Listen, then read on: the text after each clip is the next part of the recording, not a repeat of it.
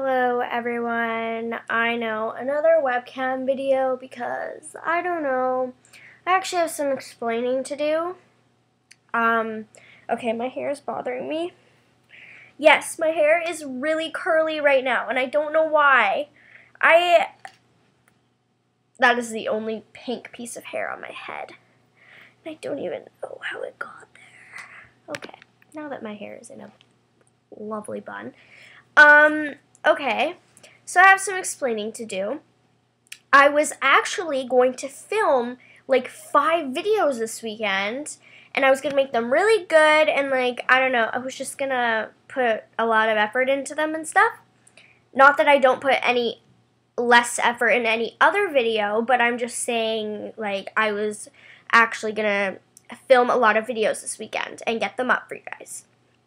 But what had happened is, by the way, I'm filming this on my webcam. What had happened is I actually got a 3rd-degree burn on my leg. And that, like, it's so, like, okay, I'm going to tell you guys the story. I will insert photos of the burn before I tell this story. I did take quite a few pictures. Oh my god, my head is itchy. Okay, so I took a bunch of webcam pictures of it the day I got it. Like, it happened in the evening, so I took them later on that night. And then what I did is I took a photo the next day. Now I'll insert that one as well. So I will insert them in order of when I took them because it does look like it did change a lot throughout the night and stuff like that. So first I'm going to insert a photo of pretty much not right after it happened, because right when it happened, basically the skin, obviously it just turned bright red. It was coming off. The skin was melting right off. It was lifting and it was getting all crinkly. So that's what it looked like right after it happened. But here is a photo of later on that night when the skin started kind of getting more bubbly, I should say. So here's a photo right now of pretty much like a couple hours after it happened.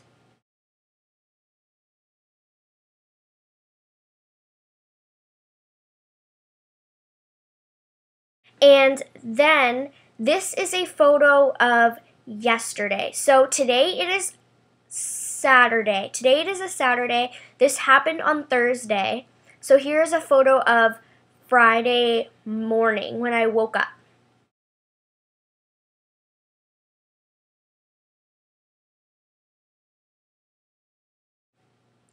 And then after I went to, so basically, okay, I'll just tell this story in how it happened. So I was home alone and I was making, did I film?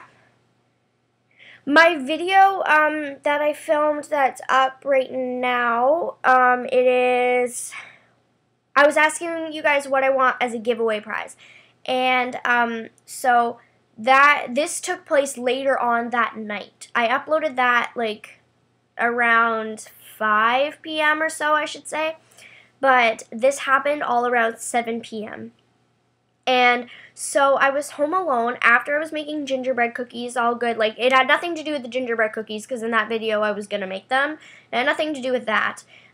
So I made the gingerbread cookie dough, I ate some, and I put it in the fridge because the dough had to be in the fridge for like an hour. So then I went off, did my own thing, whatever, and then I started to get hungry, so I was like, I'm going to make some scrambled eggs because I don't know why. I honestly never eat scrambled eggs. I just never eat eggs in general. But, so I wanted some scrambled eggs, so I made some scrambled eggs, whatever. I was eating them, and I was like, I should make some tea because I love tea. I'm a tea fanatic, and so I was like, okay, I'm going to make some tea and just like, you know, go sit in my room or something like that, just with my computer, just, yeah. So I have this one mug that is humongous. If I had it next to me, I would show you. But it is basically, it's like this tall, and it's about this wide, but it like curves downward to like the bottom piece or whatever, that basically it's flat where the cup is held on a surface, if that makes any sense at all. So, okay. It's like fatter than this, but you know how it kind of narrows down to the bottom part? Yes. So it narrows down. And so previously, I have had T sit on this ledge. This ledge is very close to the wall. As you can see, that's ibuprofen, just when I get headaches and stuff in my teeth. So basically, I have had that mug sit on here before, and it does hang over the edge a little bit, but it's not enough to make the tea fall at all. And what made this time different from when I normally make tea is I don't leave the boiler on all the way. I usually take it off about halfway just because I don't like my tea too hot. I like to be able to drink it right away. And so I was I went off to my computer, and I come back to the kitchen, probably 5 to 10 minutes later, and the kettle is done. So I let the kettle go all the way. So this is scalding hot water. And I poured it into my cup, made my tea, brought it into my room, sat it on this ledge. And then I pull up my computer to my bed, because I'm sitting on my bed right now. I always sit on my bed. And so I had my tea right here. Not in this exact spot, but, on this ledge. And then, so I came and I sat on the bed, and I was sitting kind of like this, with my knees like this. And I was, sitting flat on my shins, and I come, all of a sudden, lovely, my tea spills right onto my left thigh. And by the way, I was wearing silk pajama pants. And when silk is wet, it sticks right to the skin. And it burnt me so bad. It was, oh my god, okay. So the tea spilled onto my left thigh. My first reaction is to jump out of my bed. So I jump out of my bed. It's burning me. The silk is stuck to my skin. I can't get my pants off fast enough. And then my pants are too long for me because I'm very short. I'm only 4'11". So my pants are too long for me. I trip over the back of them on my hardwood floor, and I fall directly on my hip. And I am in excruciating pain. I can't get up. Everything hurts. I almost hit my head. I was very close. I skimmed my head on my closet door. So I hit the back of it a tiny bit, but not a lot, not enough to make me oh, I can't get up, guys. But, so I fell on the floor, and I couldn't, I was oh my god, I need to get these off, it burns and stuff. So I'm ripping my clothes off like crazy because they're all wet, so I don't want, the wet clothes are burning my skin. And, so as soon as I get my pants off, probably, I would say, a minute after it started, it came in contact with my skin, about a minute later, I finally get my pants off, and I look at my thigh, and it's, all red and crinkly, and I'm just, I am screaming at the top of my lungs. And I am home alone, by the way, so I am screaming at the top of my lungs. I don't even care. My dog is, going nuts because, outside my door, because my door was closed. She can hear me screaming, and I am just, I am going nuts, and I basically, I got burned, and it hurt very badly, and I didn't think it was gonna be, it's in between 2nd degree and 3rd degree, so it's a very bad burn. It's, it's really bad, and, so after that, I immediately go and I'm on the phone, I'm calling my mom, I'm getting ice packs, I'm putting them on my skin. The ice packs, my skin was so hot that the ice packs just it almost instantly melted. That's how hot my skin was. It was bright red, and it was coming off, and I was just I was crying, and I was having a mental breakdown. It was that bad. And I was going into shock. I was shaky. I couldn't type on my phone because I have a BlackBerry. So it was really hard for me to type on my phone. And I'm calling my mom. I called her probably 6 times. I'm calling her boyfriend. And because they're together, they went to his parents' house. And so I'm calling my whole family, and I'm crying and stuff. And so I finally get a hold of my mom. This happened, I called her first at 7:12, and I called her probably 5 minutes after. I got ice packs before I called her. So My first call was at 7:12. She didn't answer until 7:26. So it was about like 16 minutes later or something, 14, whatever. And so finally I get a hold of her, and I'm screaming and crying to her on the phone. I got burned, like, please come home and stuff. So she's on her way home. She comes home, and she calls me on her way home, and she says, go sit in a nice bath, because I told her it's my whole leg and stuff.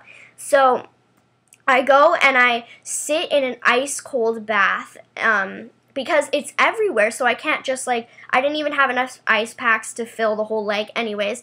So I sit in an ice bath and I cool myself down, and I'm getting, like, I'm getting so cold that I'm, like, I'm almost, like, going into shock. Like, I don't know, it was really shaky. And so she comes home, and I'm sitting in this bath in my swimsuit and stuff, and it was just, like, really dramatic. And so she's looking up online how to treat burns and stuff like that, and it said basically online just to keep it cool, but don't cool it too much, because you don't want the patient going into shock, and just, like, keep it clean and let it air dry, and don't put anything on it at all and stuff, because you could. And also, I had open parts, so we didn't want to risk infection or anything like that.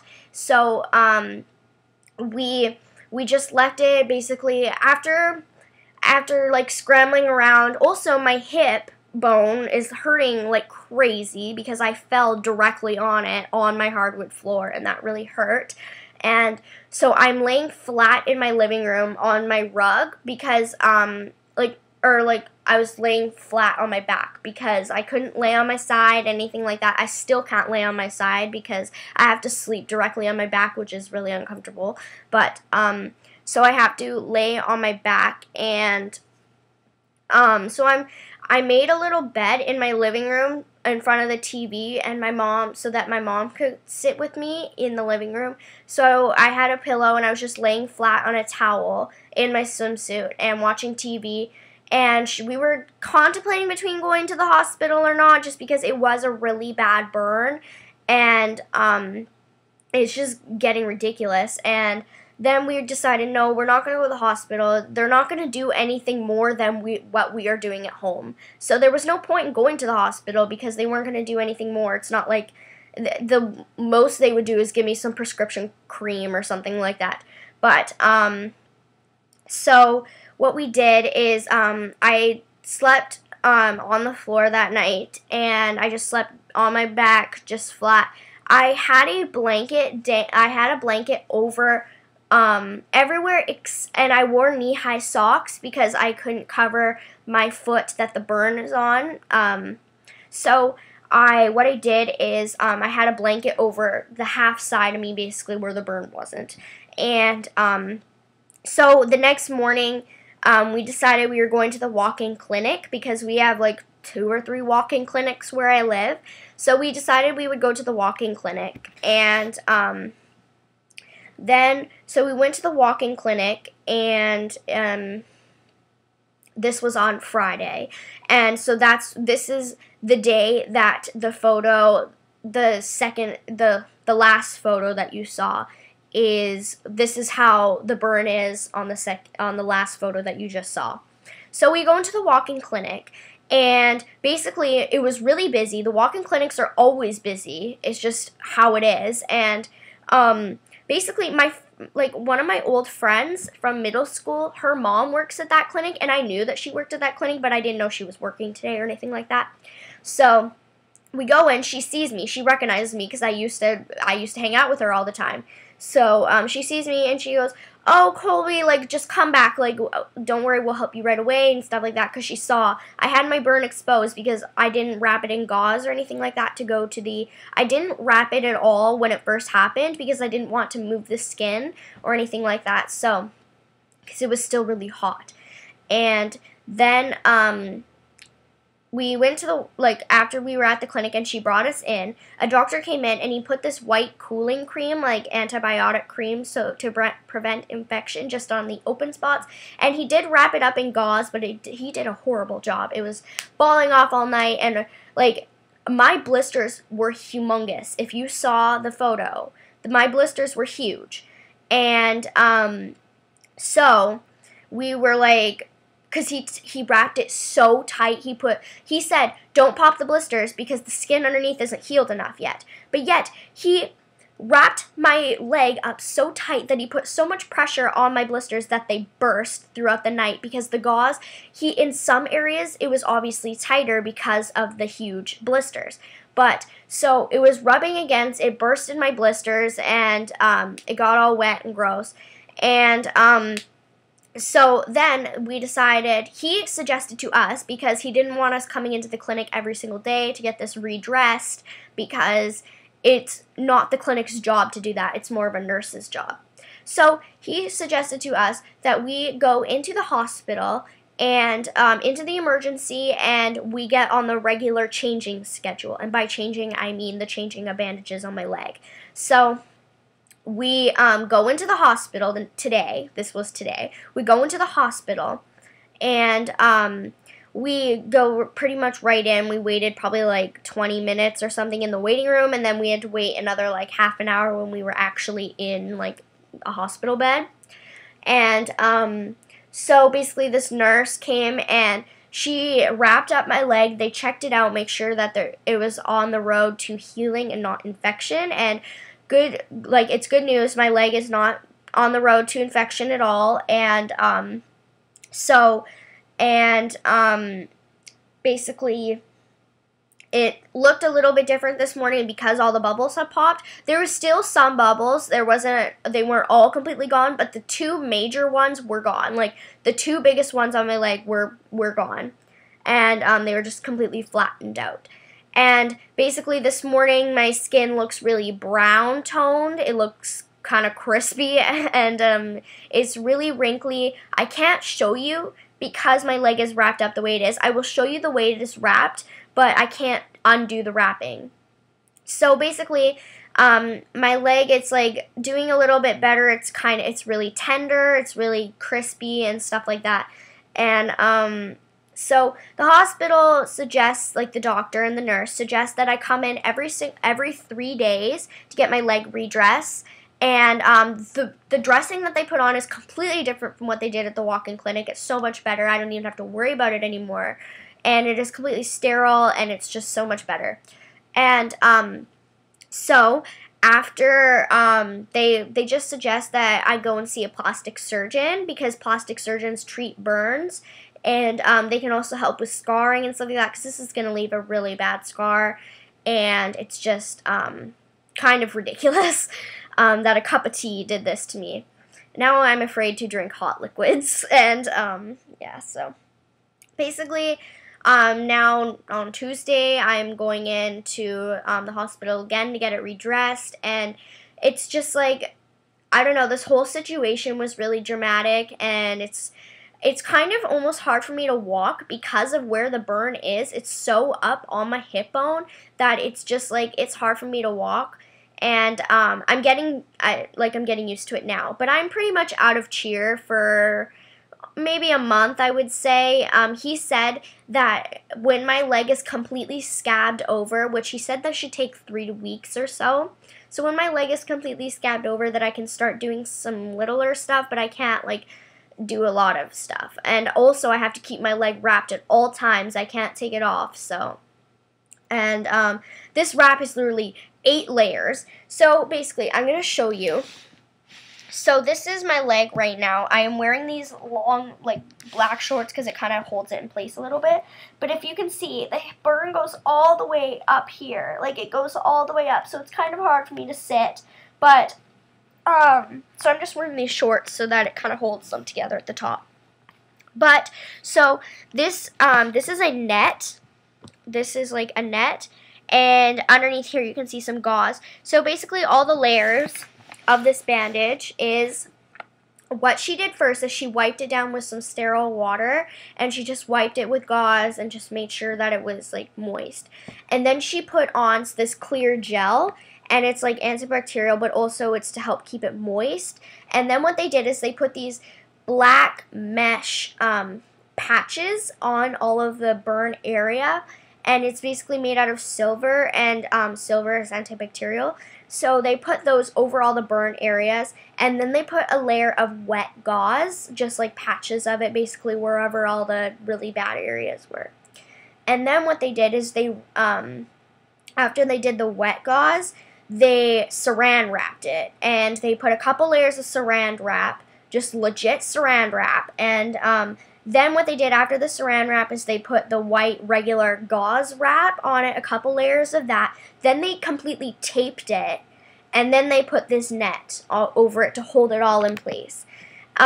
So this is a really long video explaining what has been going on, but I just wanted to let you guys know because I really wanted to film videos this weekend. I really wanted to, and I am kind of in a little bit of a stump because it's hard for me to sit, it's hard for me to like maneuver around, and it's just like a lot of pain. And if you follow me on Twitter, then you know I've been tweeting about this a lot lately just because it hurts, and I just haven't been able to think about anything else. I know I am doing a winged eyeliner tutorial because my friend requested it, and I know I'm doing a what's in my school bag, and I know I'm doing heatless short hair curls. And also, I'm going to do a tutorial on how I curl my hair with my curling wand. So that's 4 videos I could have filmed this weekend and have them up.